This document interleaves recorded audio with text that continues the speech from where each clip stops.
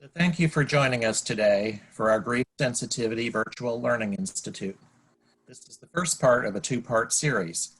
The focus of this institute is on supporting those individuals experiencing grief and loss during COVID-19 and beyond. We're so glad you're here today. Hi, everybody, and welcome. My name is Lou Kurtz. I'm the co-director for the Great Lakes Mental Health Technology Transfer Center. I'm pleased to be your host today for this conference session. I'm also pleased to introduce this session. It's titled Understanding Loss and Grief in Uncertain Times. I want to thank our wonderful speaker for being here with us today, and a big thank you to all of you who are joining us. We truly hope you find today's presentation engaging and helpful in your work. Before we get started, I need to go over a few housekeeping items. We've made every attempt to make today's presentation secure. If we need to end the presentation unexpectedly, we'll follow up using your registration information. All attendees are muted and cannot share video. If you have a question for the presenters, please use the Q&A pod. If you have a comment or a link for all attendees, please use the chat box. The session recording and slide deck will be posted on our website. If you attend at least half of the session, you'll receive an email following the presentation on how to access a certificate of attendance. This event is captioned. To view captions, click the arrow beside the CC box at the bottom of your screen and choose Show Subtitles. To change the size of the subtitles, click the arrow next to the CC box and choose Subtitle Settings, where you'll find the option of making the subtitles smaller or larger. And if you don't already, please follow us on social media and stay in touch with us. We just released a series of fact sheets focused on addressing various grief-related topics. You can see those here. Please also check out our Responding to COVID-19 Grief, Loss, and Bereavement webpage for more MHTTC events and resources. We want to recognize today that participating in this and our other sessions may activate your own grief and feelings of loss. As mental health care providers, we also need to care for ourselves. Please monitor yourself and practice good self-care, including taking breaks, stretching, drinking plenty of fluids, and practicing mindfulness or whatever helps you in staying centered and grounded. If needed, here are the links to helplines and hotlines. These are also listed on the Learning Institute website.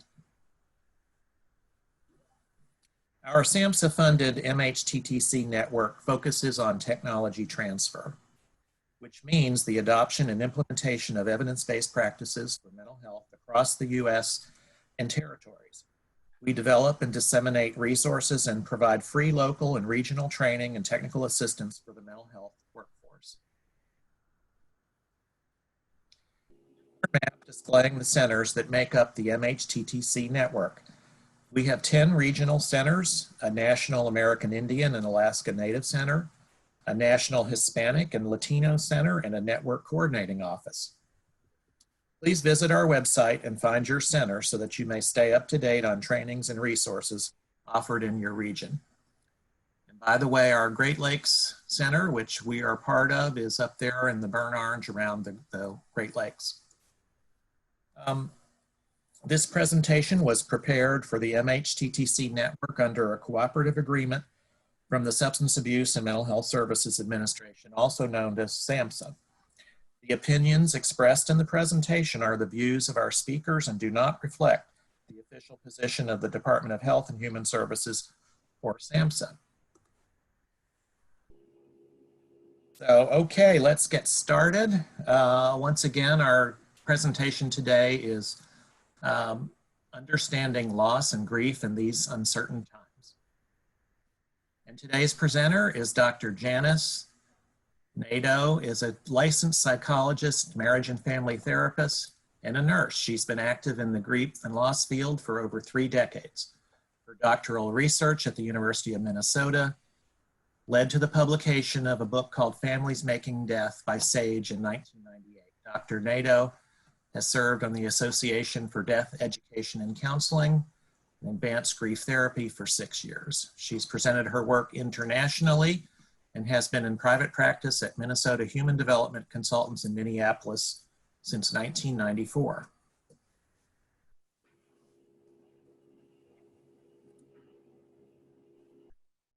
So it's all yours, Janice. Okay.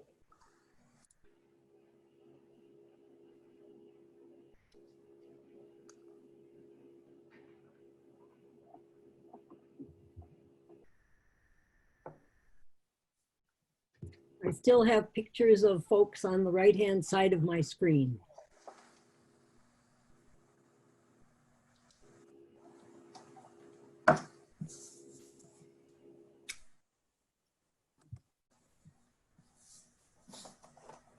We can see your first slide, Janice, so you're good to go. Okay, and I can see your faces still. All right. This is a great honor for me to be speaking to you today, and I wanted to start with a picture of the great outdoors. This is the Grand Canyon, and I stood there with some of my international friends and looked at the Grand Canyon, and there's a man standing there, as you can see. And since I was with a lot of people who specialized in grief, you can only imagine what they thought that man might do. Quite a few people thought that maybe he might jump. And those people who were in their philosophical thoughts, they were imagining what he might be dreaming of doing, good things. So that gives us a little bit of a beginning.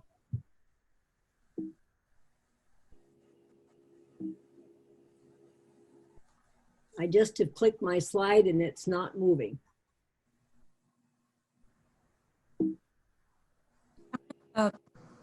Bottom left, did you see there were some arrows down there? Is that what you're clicking?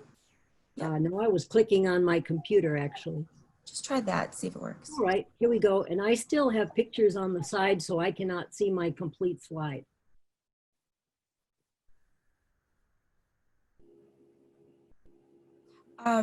Let me see.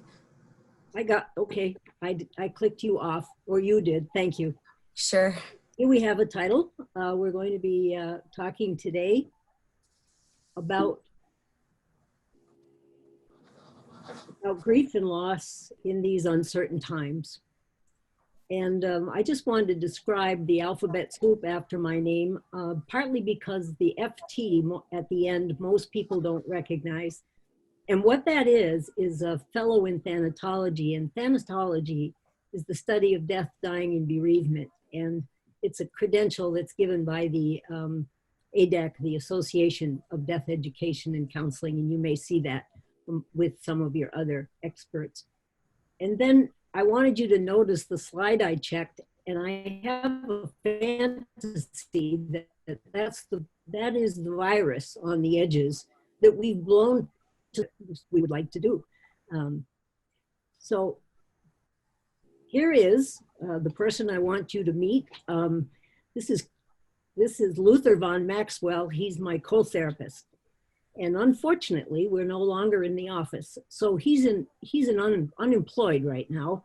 He's put in his papers, but so far he hasn't had much luck collecting. He's been pretty bored here at home as I've been seeing clients here, and has taken to chasing the cats instead of being a good therapy dog.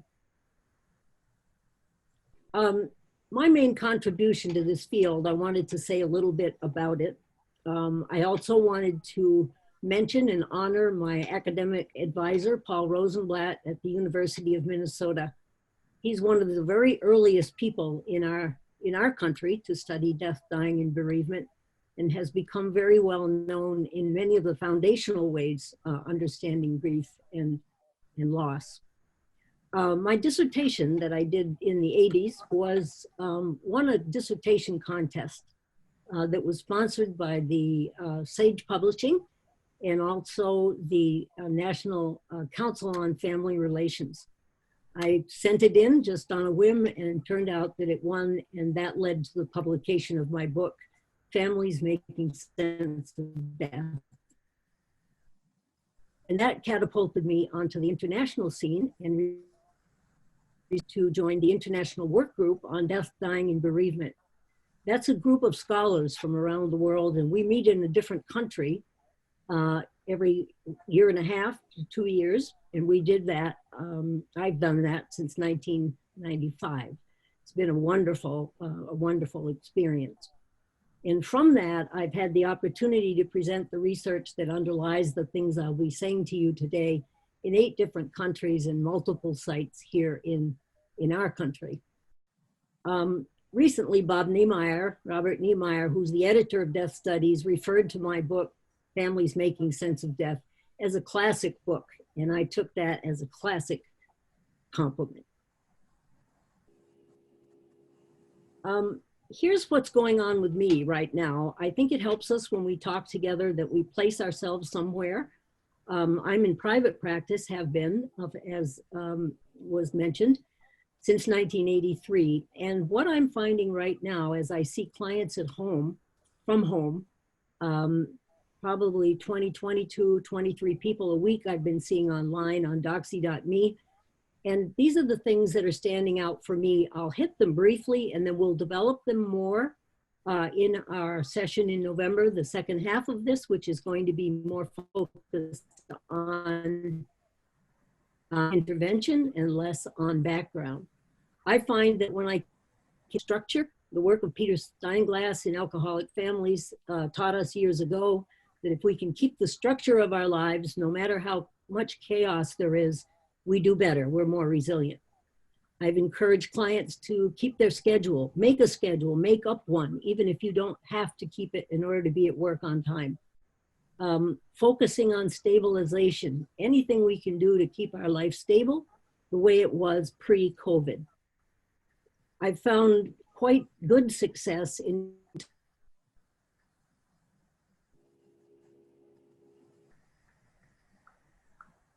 they tap into inside of themselves that would help them now, and to remember that part of themselves that was strong in those other situations is also strong right now, and to use that to get through this difficult time.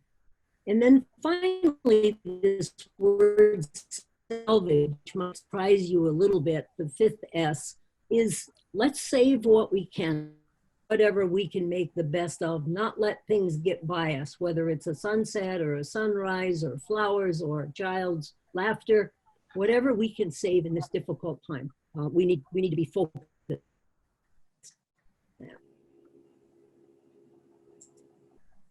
About you, now those of you who are listening, and I presume many of you are in positions where you're caring for others, if not directly as a clinician, then for family members, neighbors, elderly parents. And here's what I want to say. We're facing a tsunami of loss as deaths and non-death losses inundate us and the people whom we all are attempting to help. All the while, we must cope with many of the same losses ourselves and be smart enough, strong enough, caring enough to do what needs to be done. It's my opinion that it will be programs like this one that will help us to do our work while sharing the challenges we face with each other and openly. It's my hope and prayer that something I will say in this presentation will help you do your work, the work that needs to be done while surviving well yourself. Here's a couple important points that underlie everything that I've done so far in this field, and I want to stress them. I go back to my nursing background and I say, if we can keep in mind that the loss is the wounding, that's the wound, the loss that we have, however small, however great, that's the way in which we're wounded. And by dramatic contrast, grief is the way we heal. We've made a terrible mistake in our society, and we still do, because we think of grief as a disease, something to be gotten over, and it is not. Grief is not something that is easily resolved. We can never say that it's completely over. People, until the day they die, can be triggered about losses that they've had in the past. Grief gets easier. The process will heal. It's less intense over time, but it misleads people when we say it's going to be resolved or we're going to recover. it's unreasonable to think that you would recover from healing. That sentence makes no sense. So let's remember it's wide open. And here I want to give credit to Paul Rosenblatt, who came up with one of our earliest and most important theories out of social science. And that is that we grieve when we're triggered, when we're reminded of something. I know that if there's a smell or something that is very personal to the person that we've lost, then we grieve again. The theory is underlying and very important. What is loss? David Peretz has done a good job of giving us a one-sentence description. Loss is being without someone or something we once had or thought we had. The family, the couple that finds out they can't have a child, grieve the wished for child, for instance. And we lose those things that we really do have. Types of loss include the loss of possessions. We're seeing that with all of the storms that we're watching on TV now, how much each one of these things that's happening results in loss of possessions. We have developmental loss. We'll talk more about that under the pandemic slide. We have loss of self is a type of loss, reputation, health, faculties. And then we have loss of others, whether that's to death, to divorce, to dementia, or to other ways that we lose people as they were when in their times of health. There are 5 layers of loss. And when I do this slide over, I'm going to call it five layers of loss, a handful of stressors. And here they are. I'd like to use my hand to represent that, and I hope that you can see it up there in the corner. All the losses, let's say the thumb will represent all the losses that we experienced before COVID came. The next finger represents all the losses that are related to the pandemic. And the next finger, all the losses that are related now to racial strife. The fourth finger, losses related to the political turmoil. We're certainly in a time of very difficult political turmoil with the election coming and all of the things that we're hearing and seeing. And then finally, in the background, perhaps way more than it should be, global warming. So we have five major stressors, 5 major areas where we're feeling difficulty in this current time. And that's a lot for all of us. Losses related to the pandemic are legion, meaning there are many, many of them.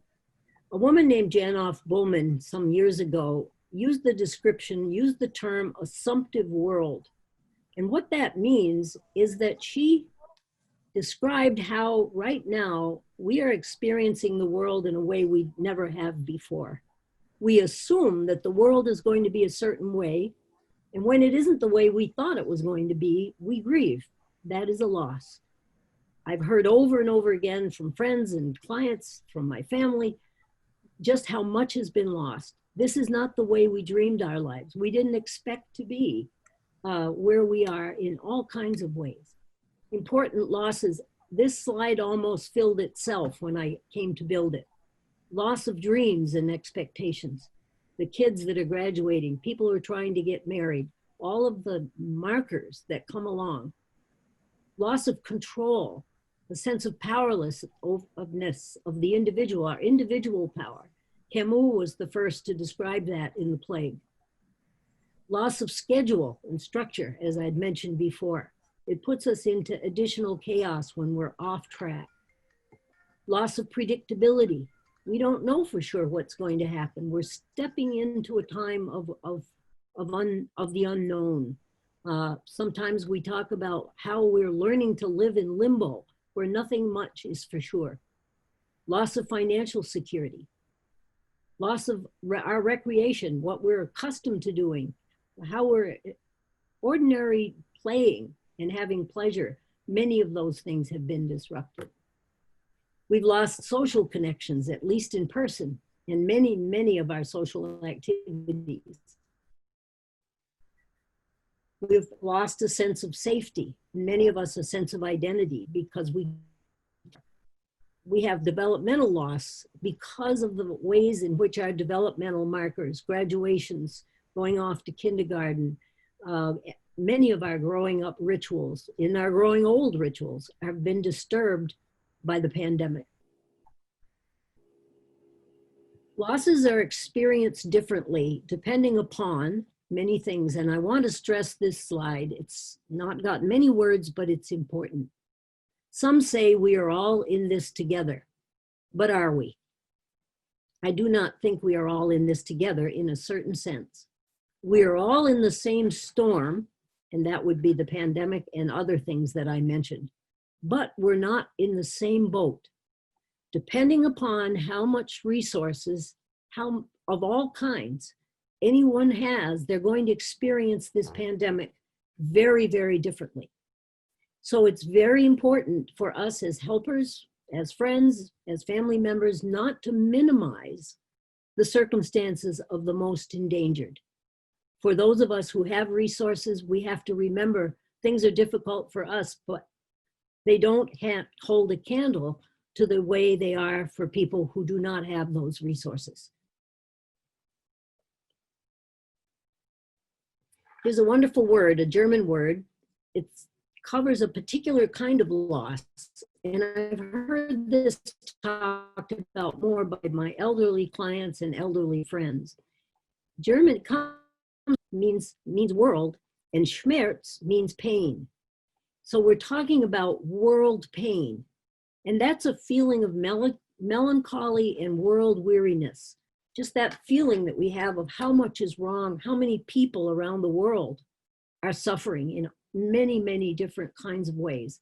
And I think WELTSCHMERZ is a word that we need to keep in mind and recognize for what it is as yet another way that we're all experiencing loss.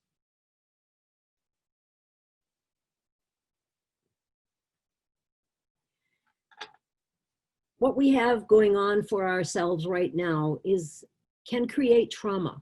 David Grand, who is the developer of brain spotting and a very skilled EMDR technician, practitioner, has described these three things that when they occur, they create the experience of trauma.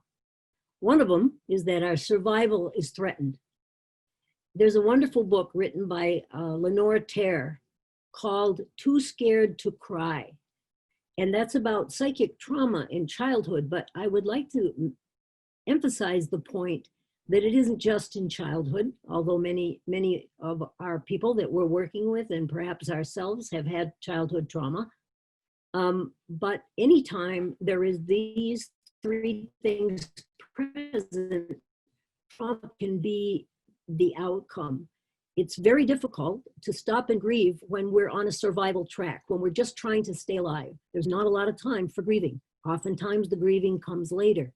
So many of us are busy just making things, keeping safe. And so grief is delayed, at least delayed, and you've heard about that from Catherine Shearer this morning. A second trauma creator is when we feel isolated and alone. My mind goes immediately to the people that are in nursing homes and various other facilities where they can't see their families. And then finally, the third thing, we experience a loss of control. I think it goes without saying, we are experiencing a great deal of loss of control. And I like to say the virus is driving the bus, not us. One of the most recent pieces of research that I want to call your attention to is a coronavirus anxiety scale that's developed by Sherman Lee. And it's a 5-item scale. The study was done quite early on in the pandemic with 775 adults who were having anxiety related to the pandemic, related to the risk of the coronavirus being affecting them and their families. And this was designed to identify dysfunctional anxiety and symptom severity. And elevated scores in this 5-item screening instrument were associated with functional impairment, alcohol and drug coping, negative religious coping, extreme hopelessness, suicidal ideation, and some thoughts and attitudes towards Trump and Chinese products. the general response to the pandemic, it turns out, according to this research, is that they're all nervous system, autonomic nervous system or sympathetic nervous system. We use that term interchangeably. And here they are. And this is certainly what I've seen in my practice and in people that I know. There is a lightheadedness or a sense of dizziness, kind of fogginess perhaps. Sleep is disturbed. People are having trouble going to sleep. They're waking up in the middle of the night, and they're having trouble staying asleep in the morning, waking up earlier than they want to be.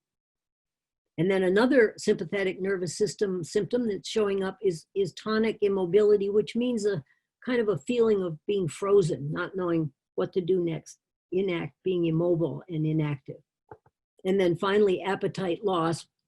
And appetite loss meaning just plain having knots in your stomach and not feeling like eating.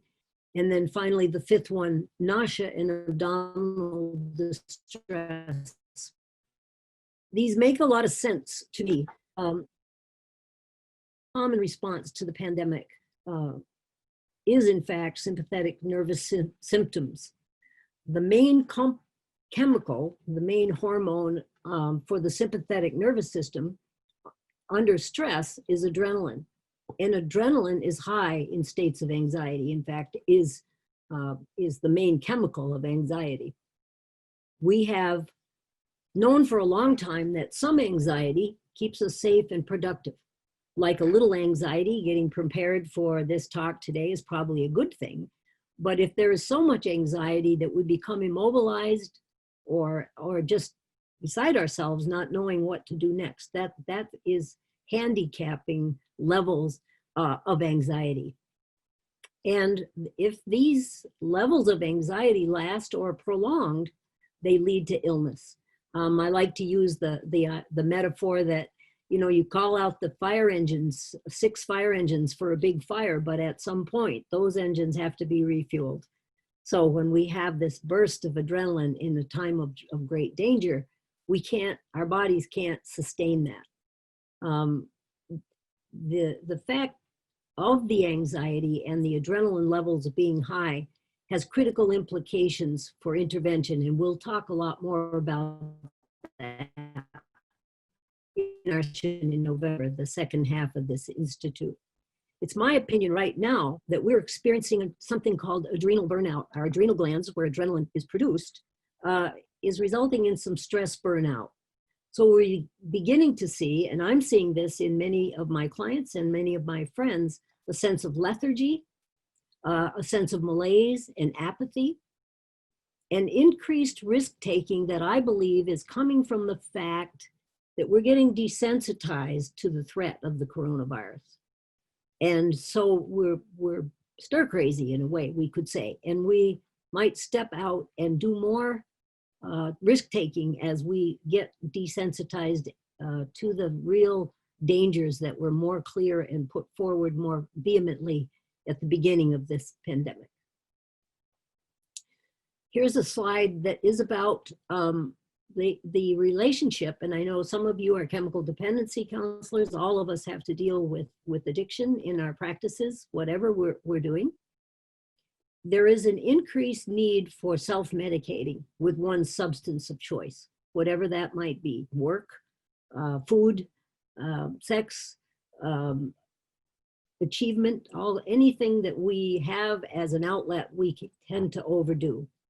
And that's because there's an increased sense of fear, anxiety, isolation, and unmet needs, and that drives increased use. Loss of jobs may increase criminal behavior because people need money to obtain drugs that they're addicted to. There are limits on coping resources, from early developmental delay. Those who have had abusive backgrounds and who've had deprivation and are low on coping skills and coping capacity are going to need more soothing and more self-medicating. Bars are closed, so the social restraints that can come from people in bars together, where they might be watching friends, tending friends, reminding friends, driving friends home, that's more of a problem. Many people are without the technology, so these social resources are limited, including something like being able to attend AA meetings. The risk of overdose or withdrawal is very high as people are isolated from each other. And I want to bring this back to how is it related to grief? If when we start feeling sadness from loss, we start to grieve and we don't like that feeling, we reach for something. We reach for something to comfort ourselves, to self-medicate. That does not work well with grieving. It's instead of grieving. So in order to be good helpers, we need to be watching the overuse and abuse of substances and any other habits that have an addictive nature. This is Luther von Maxwell when he was a puppy. I think he's about 10 weeks old here, and my granddaughter took an hour and a half worth of pictures of everything he did in the backyard, and this is one of my most favorites, and I share that with you to give us a little bit of our eyes and our thoughts, a little bit of a rest.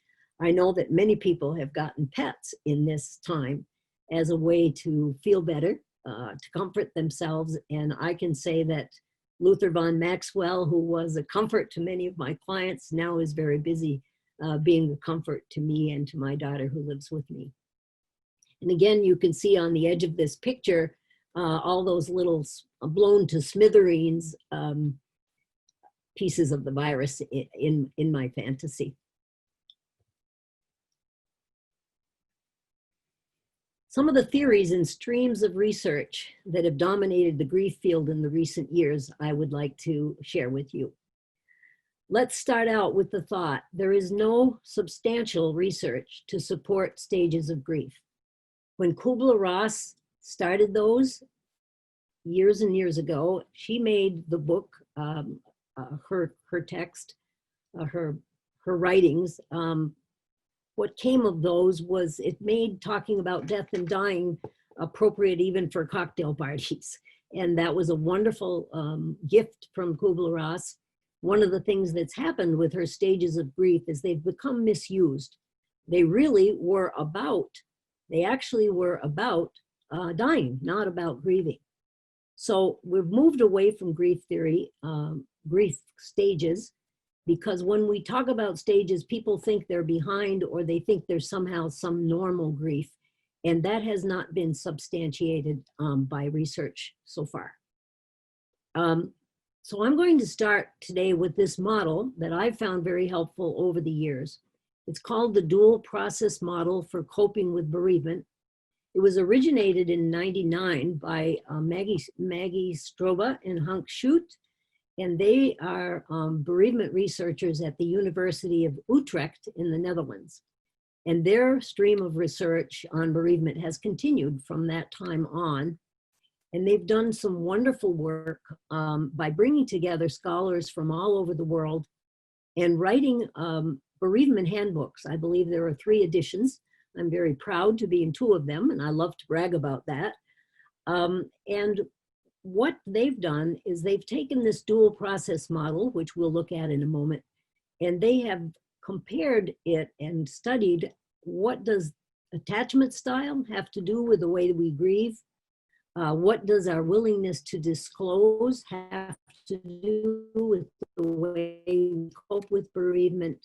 And most recently, they've been working on family grief and what the variables would be if we looked at grief at a family level. And that happens to be my most favorite topic, because I think there is a great deal about grief that has to do with what goes on in the family that has not been studied that well.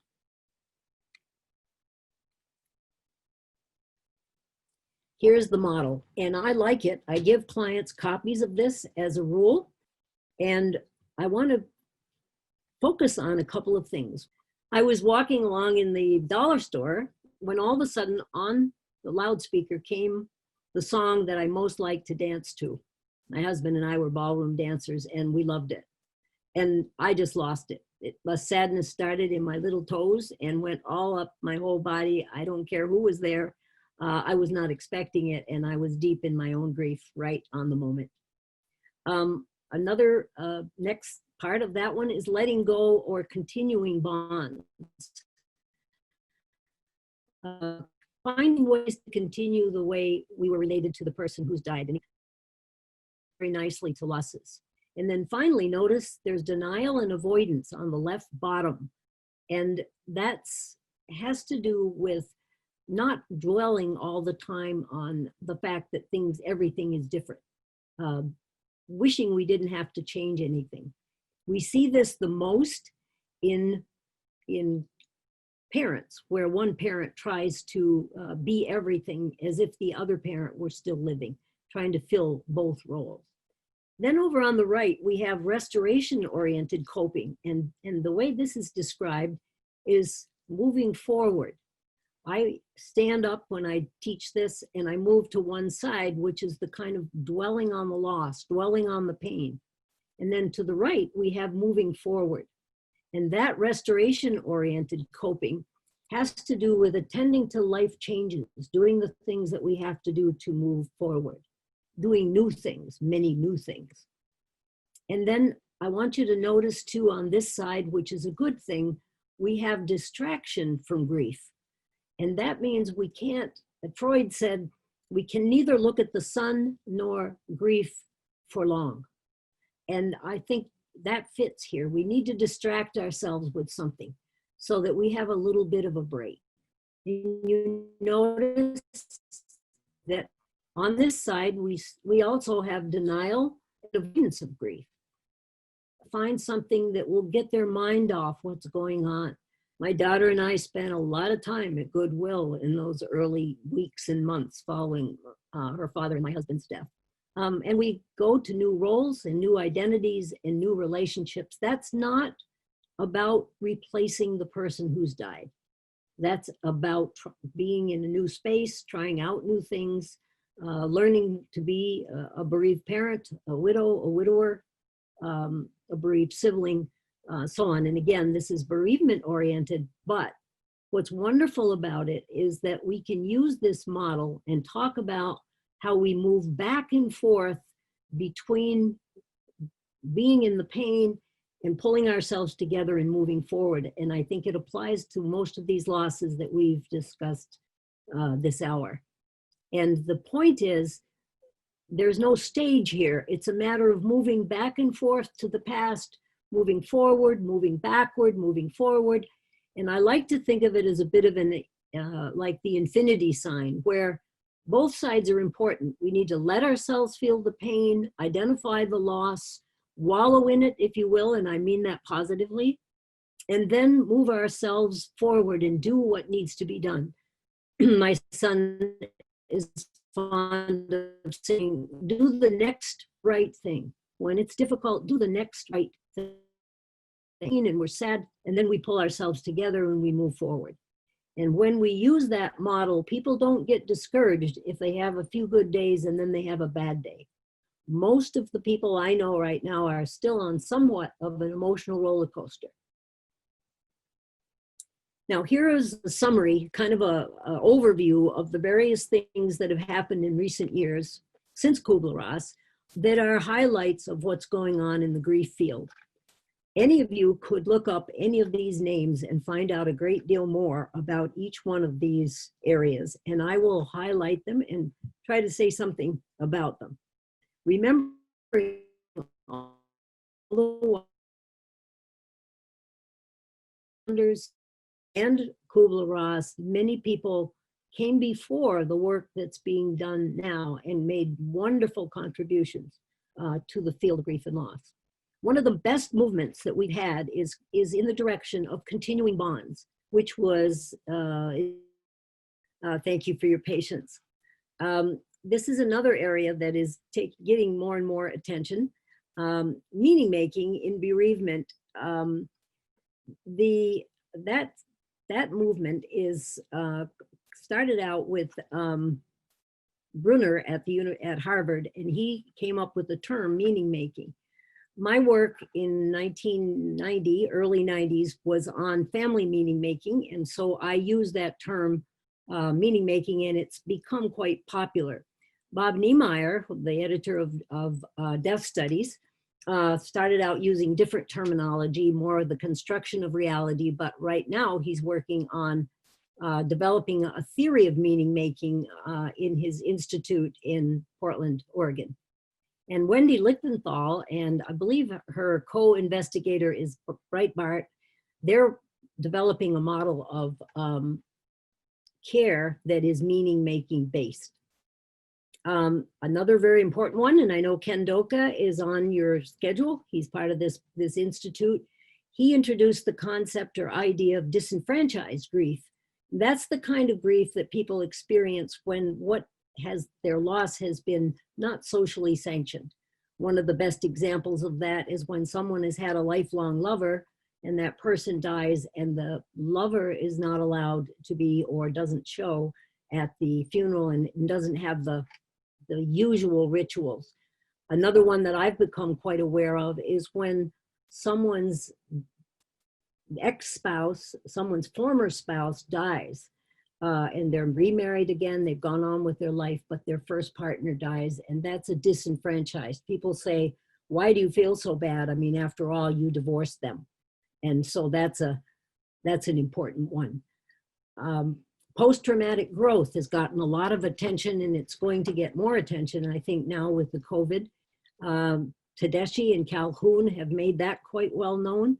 And the whole idea here is that through trauma and working our way through trauma, we can learn things, we can grow, we can thrive, and we can bring things out of that experience that came from that experience. I have losing my son, I could tackle anything. And then we have what you heard about this morning in the keynote, complicated grief therapy, and that's been developed by Catherine Shear at Columbia University. And I believe she uses the term oftentimes for delayed grief. And I do think we're going to see a lot of delayed grief related to the pandemic. And then I want to bring up family. My degree is in family social science. And that is the whole idea of family-focused grief therapy. And Murray Bowen was the one who introduced those concepts and talked about the vibrations that pass through the family when there's loss. I certainly built my family meaning-making work and research, as have others, on Bowen's theories that are extremely helpful in understanding grief in the multi-generational way. And then there's Kassane, who is from Melbourne, Australia, and he's developed a model for family-centered grief. And Wendy Lichtenthal, as I mentioned, and her partner are they're at Sloan Kettering Cancer Institute developing a meaning-making model as well. This picture I like. I took it in Sonoma a long time ago, and I think it fits us now. I see those little trees. I think they're pine. I'm not sure what kind, out of the rock. And, you know, we think of how rough things are right now, how terrible they are for so many people. And yet we find ways to thrive. We get our roots into something that sustains us, that keeps us, and we thrive. And that's important to keep that in mind, that we look for that strength that we have, that hidden strength, and maybe not always so hidden. The role of meaning is extremely important, and I want to walk you through a little bit about this because the meaning that we attach to anything is going to have a lot to do with how we cope with it. Catherine Bateson has said, human beings construct meaning as spiders construct webs. Joseph Campbell argues that human beings should have been classified as homo narrators, rather than homo sapiens, because as a species, we understand our world by way of stories. Meaning making is not only finding meaning and purpose in life, as Frankl contended in 46, it's in his classic book, Man's Search for Meaning. Meanings that we attach to any event can also be negative. and have negative consequences, such as the meaning, this pandemic would not have been as bad had our leadership acted when the virus was first identified. As that creates anger and resentment toward our leadership. It's very incongruent to be able to grieve freely in deep anger. And I'm not concluding anything about that. I'm noticing it, that the meanings we attach, finding meaning, it's not always a positive meaning. We need to say finding meaning and purpose in a positive way. When someone dies and we believe they shouldn't have died, that's a negative meaning. And it's going to have serious consequences in the way people move through their post-loss life. Meaning making is a user-friendly term for making sense of things. It's been referred to, the idea of making sense of something has been referred to as appraisal. Lazarus, in his work over many generations, has called it, raises the question of whether something that we experience is seen as a challenge or a threat. If we see something as a challenge, we get motivated and we bring our resources together and we try to make it change. If we feel threatened, our response is going to be very different. In the medical field, one of the terms that's related to meaning making is attribution theory, to explain the causes of behavior, especially in relation to disease and what caused it. Was it somebody's fault? When I was a surgical intensive care nurse in Vermont, I often would hear, what did I do to deserve this disease? What did I do wrong that made me have this? It's also been called, meaning making, referred to as meaning reconstruction or construction of reality. And that would be, as I mentioned, Bob Niemeyer being one of the main ones of that. The term meaning making was coined originally by Jerome Bruner at Harvard. And he was responsible around 1960 for starting the cognitive revolution. And that was a movement away from B.F. Skinner's behaviorism, where we got more into thinking and the role of thoughts and interpretations, not as much into conditioning. I believe that the ways in which we think about grief and loss is critical. We know a lot about the emotions of grief, but we haven't studied very carefully until recently what meaning is attached to a given loss, whatever that loss may be. The fact we can't go to the office, the fact we've lost a job. What does that all mean? Is it opportunity? Is it challenge? And it depends greatly how we define something in how we're going to react to it. And there's more and more information about that.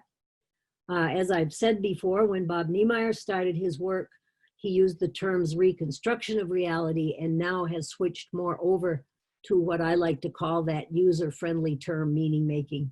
And he's developing a theory in relation to that. Meaning making in family bereavement was what my dissertation was and led to the publication of the book that I've been bragging about ever since I came on.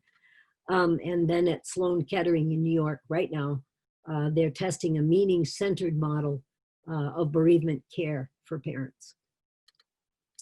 Here's a theory that's very helpful. This is, again, a content or a theoretical basis for us to understand as we go forward. And the major tenet of symbolic interaction theory is that we learn our life by way of symbols, and they arise out of interactions with others.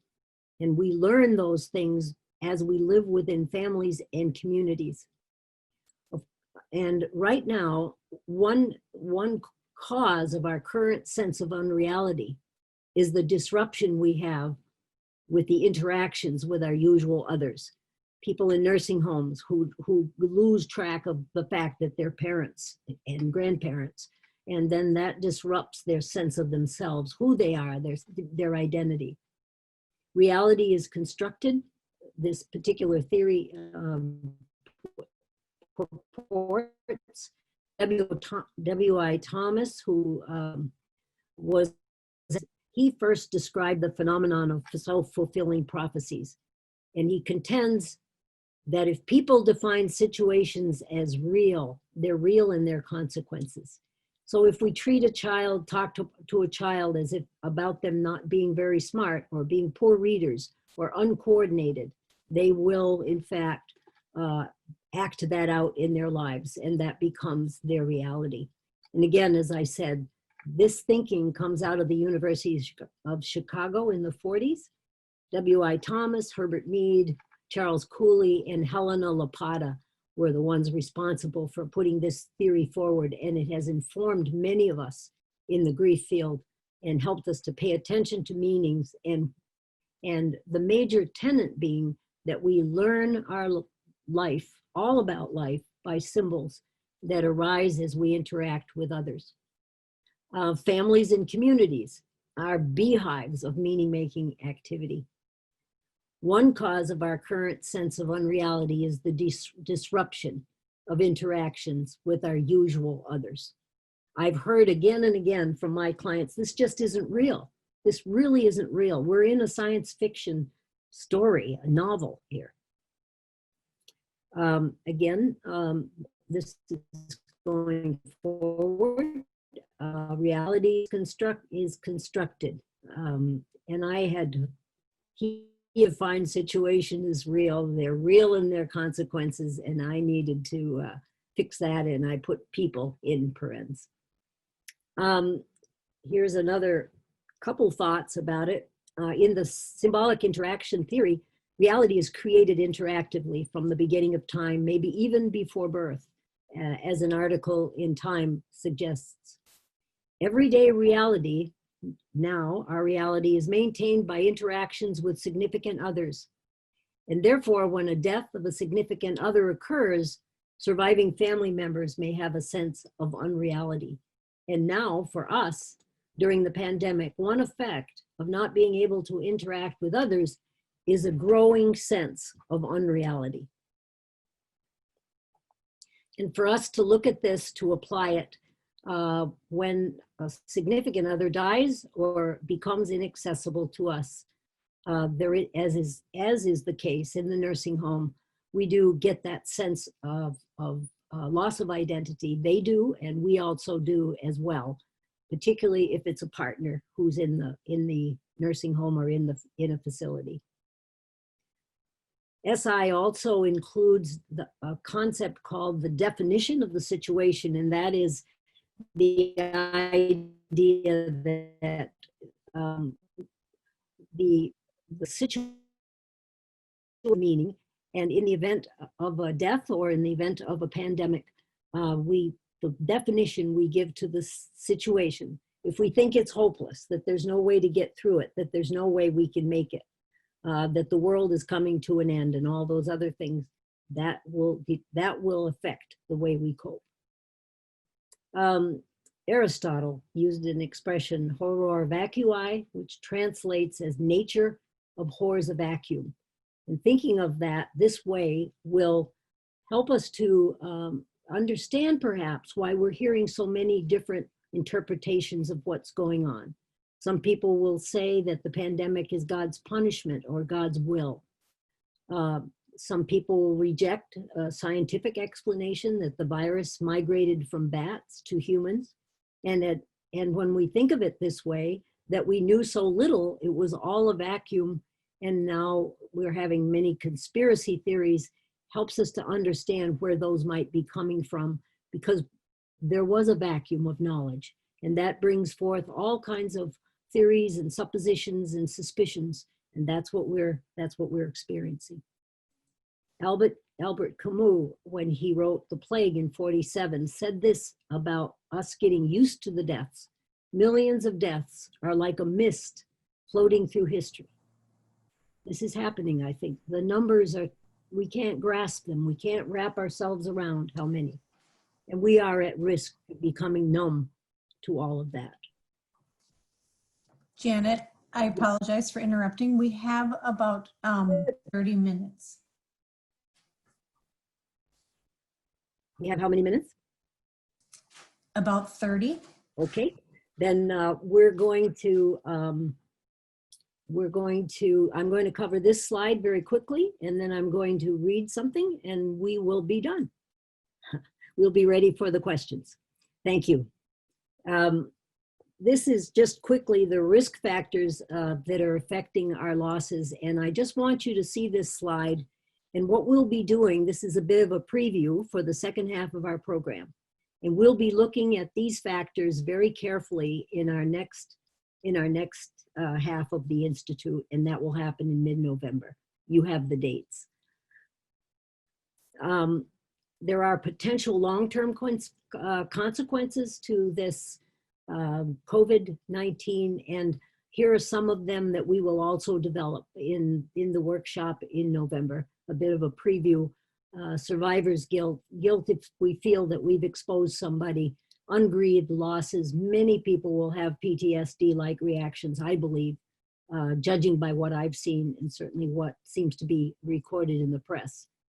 And these meanings can be very, very difficult.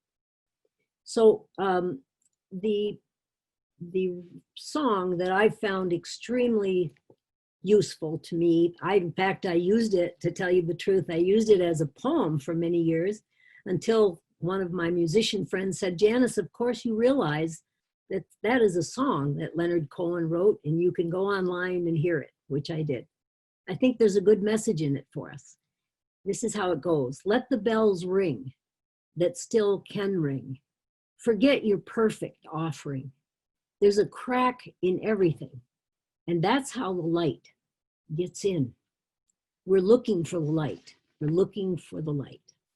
Now I want to close. One of the things that we know is helping people a great deal is meditation, eating right, exercise, sleeping enough, all those beautiful things that we know. And this is my final reading that addresses that. It's called Inner Peace. And again, we'll develop it more in November. If you can start the day without caffeine, if you can always be cheerful, ignoring aches and pains, if you can resist complaining and boring people with your troubles, if you can eat the same food every day and be grateful for it, if you can understand when your loved ones are too busy to give you any time, if you can take criticism and blame without resentment, if you can conquer tension without medical help, if you can relax without alcohol, if you can sleep without the aid of drugs, then you are probably the family dog. Thank you very much.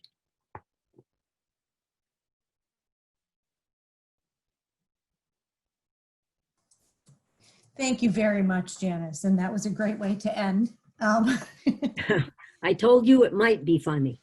Yes. So we have some questions and I'm just going to read them to you and have you, and you can respond to them. Our first one is, can you provide more information on negative spirituality? Well, I think one of the examples that I gave that might fit that is the idea that if we somehow believe that it's God's punishment, that we're being punished for our wrongs, and that's why we have this pandemic.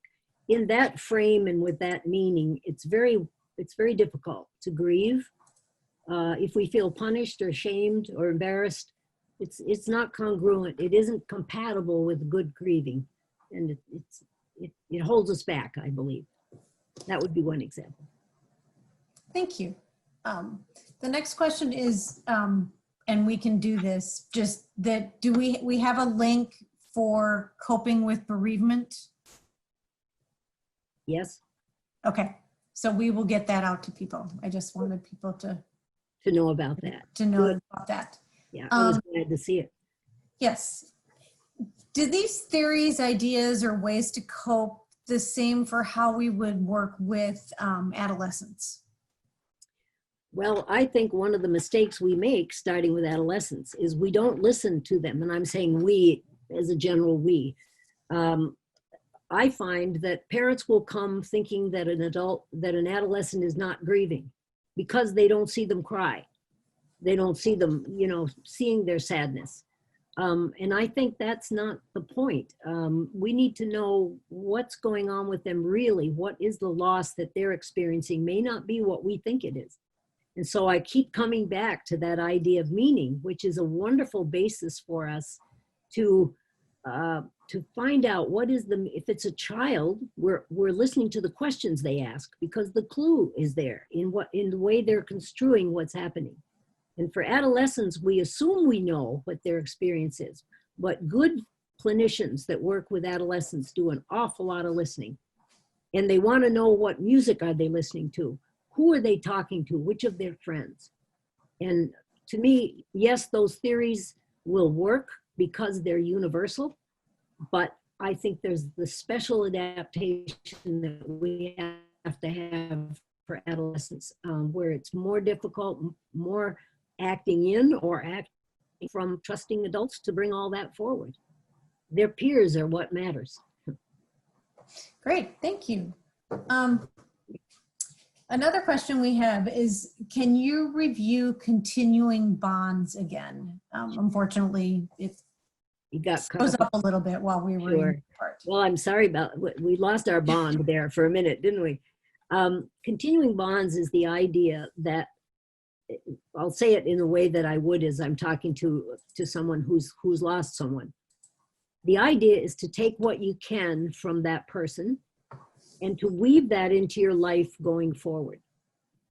To look at what of that person do you want to incorporate in you? What is it that you want to bring forward? How do you carry that person forward? My father, my parents are both died. My dad was incredibly curious about how everything works. He wanted to understand. He's great with machinery. He's a farmer in Vermont. They have to know chemistry and forestry and everything else. What of him can I bring forward? There are things about him I absolutely don't want to bring forward. He has a marvelous sense of humor. That'd be okay. But he's curious about how things work.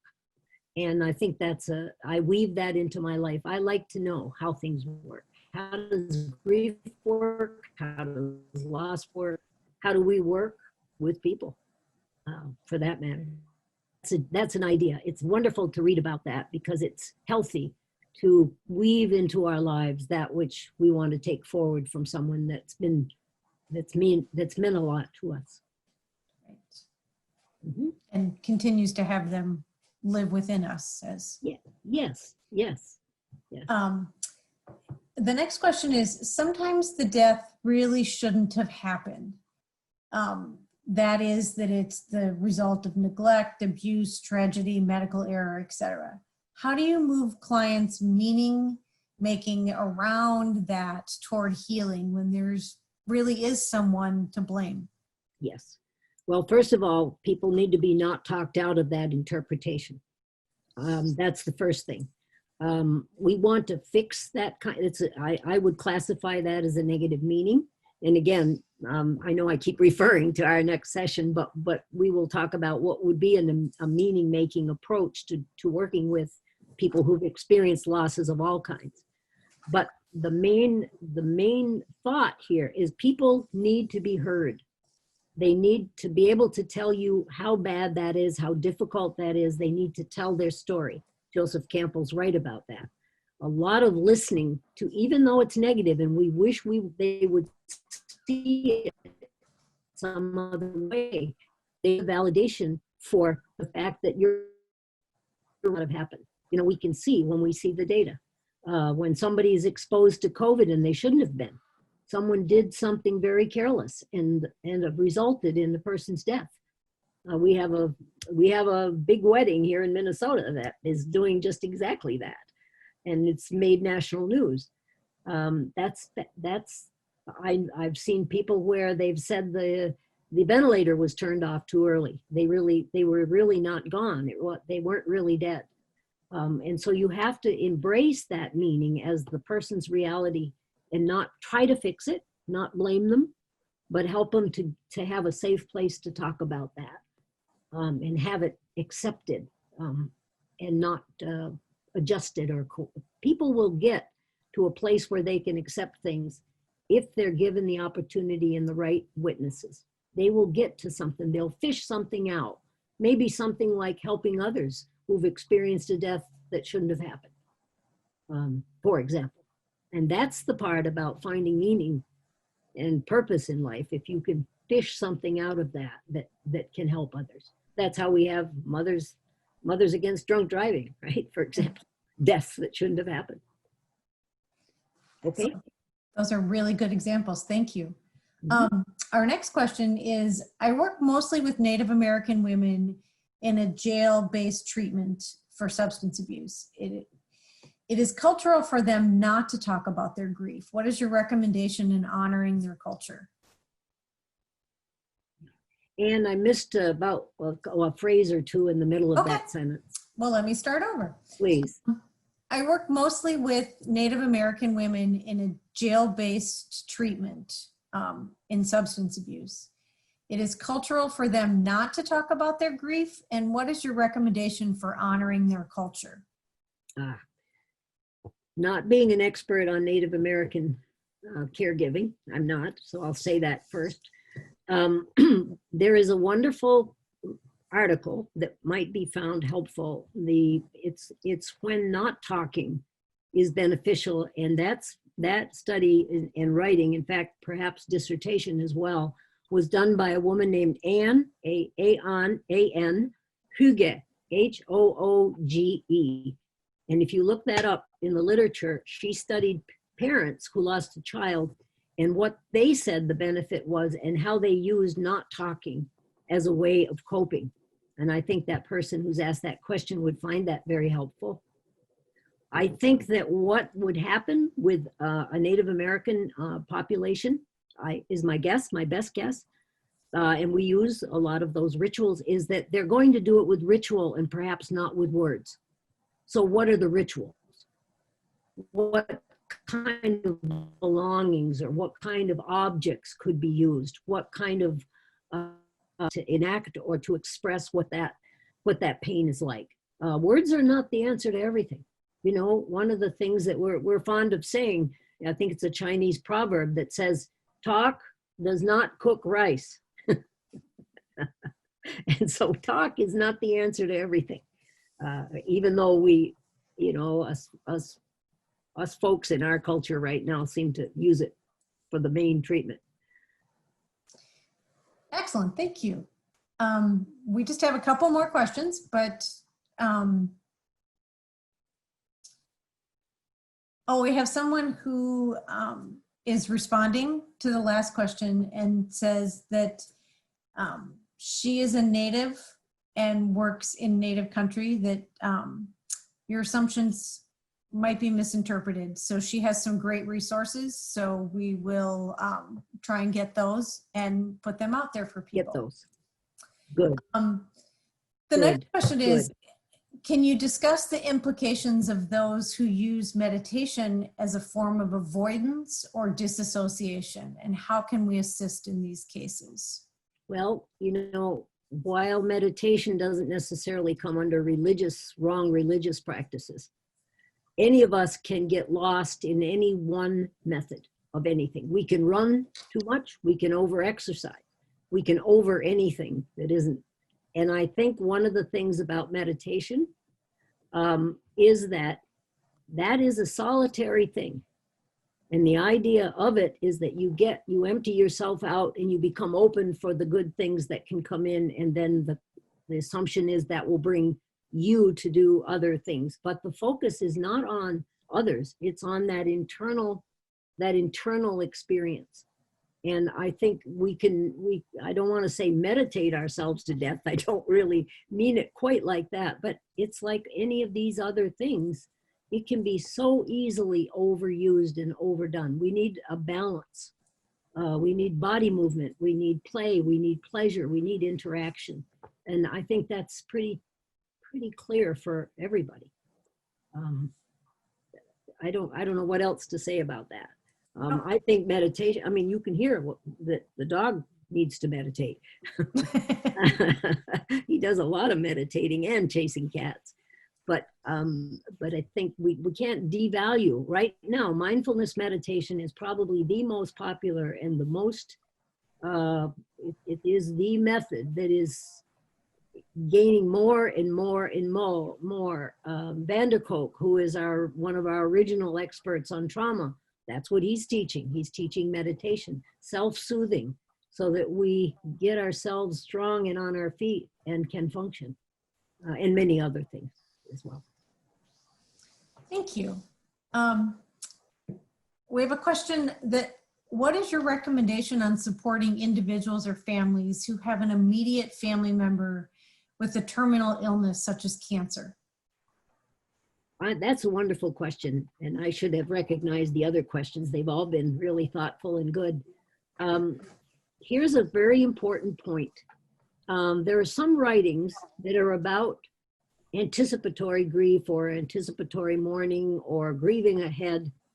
And what I found, both as a nurse, because I've done a lot of that kind of nursing before I became a psychologist, and found that we miss the boat if we don't identify losses as they occur. The first time the person can't stand up, the first time you get a phone call from your mom and she doesn't know who you are, the first time they can't eat a meal and they have to go to soft foods or blended foods, the first time that they don't notice you when you come in the room. I mean, I could go on. And I think the key, and we know this from taking care of people who are terminally ill over the years, each loss is important, every increment. And if we focus just on when the person dies, the grief begins. No, the grief begins as soon as there's symptoms, then there's a diagnosis. Right at the point where there's a terminal diagnosis, that person has lost their future. Not the one, they've lost their dreams and expectations. They've lost their assumptive world. Clearly the world is not going to be, for me, the way I thought it would be.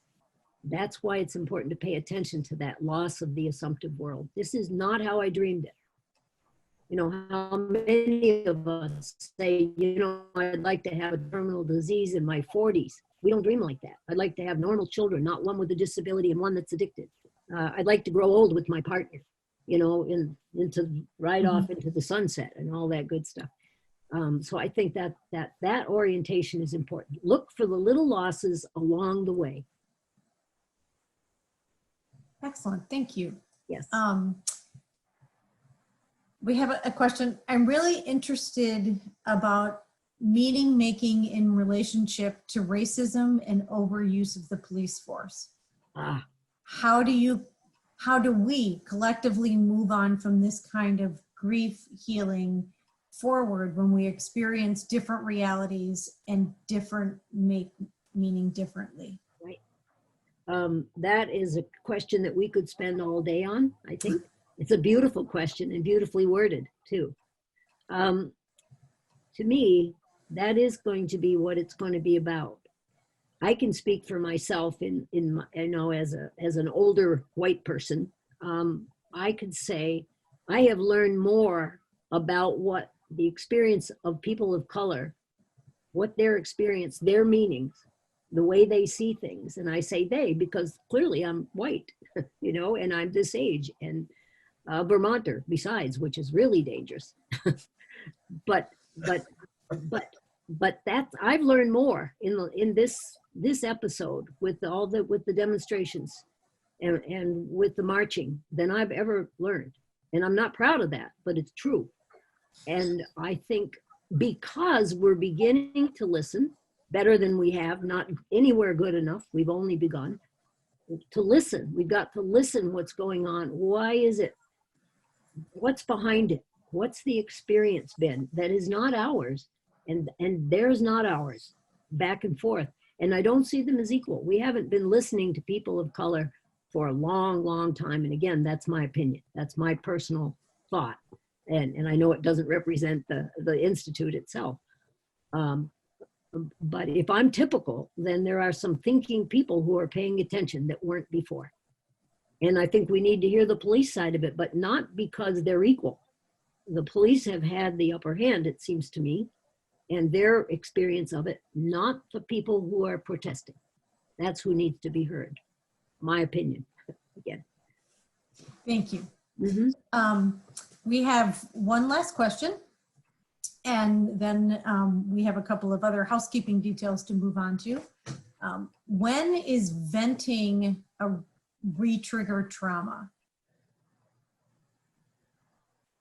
You checked out there right after the word Did vent. I? Okay. Yeah. I am going to paraphrase. Just Okay. when does venting, or does venting re-trigger trauma? That's a good one.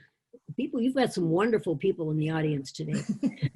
Good thinkers, good thinkers. You know, I think usually what happens is people don't get to tell their story enough, as a rule. The healing that went on in Australia about the lost generation was because people got to tell their story. They got the microphone and they got to record all of it, what it was about when their child was taken away from them. That there's healing, we know that. Apartheid was healed partly that same way by people having their day in court, so to speak, their chance to speak. However, some of us, the way we're put together, we have that kind of, we get on a note and we go around and round and round and round on the same, and I listen for that when in my clients. We could call it rumination, we could call it any number of things clinically, but the point being, unless when people have had their story heard, they may, if they're dependent type folks, or if they have a lot of anxiety or rumination is part of their pattern before whatever it has happened, then they're going to handle this new something the same way. And I think what they're doing, and I believe this really happens, and people who do hypnosis understand this, they're trancing themselves negatively. So they're on a negative, sometimes we call it monkey mind. The Buddhists call it monkey mind.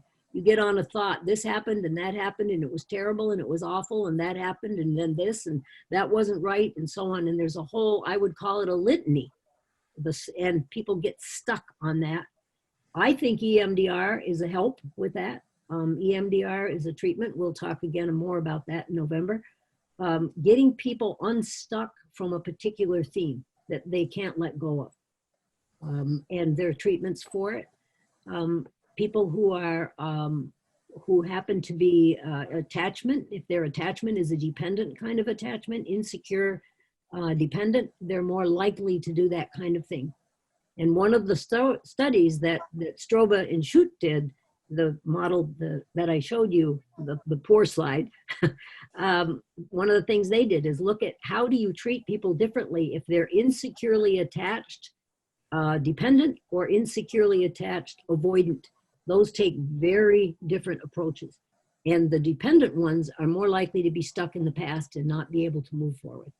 So you find something, one little thing that they've done that represents moving forward and moving out of that mindset. That's a lot. I hope some of it was helpful. We had one more question, but it is really related to interventions. So I'm just gonna let the person know that they have had a very traumatic last 3 years, and we're looking for some tips on healing practices, which I know that you're going to cover in the November presentation. Yes. So, Yes, we will. It's not uncommon for people to have clusters of losses and have years on end together like that, unfortunately. Thank you so much. Thank you. I appreciate it. Thank you very much for all of your information and your wonderful presentation. And I'm going to turn it back over to Lou Kurtz for some of our housekeeping details at the end. Thank you. Thank you, Anne, and thank you, Dr. Nadeau. That was fabulous.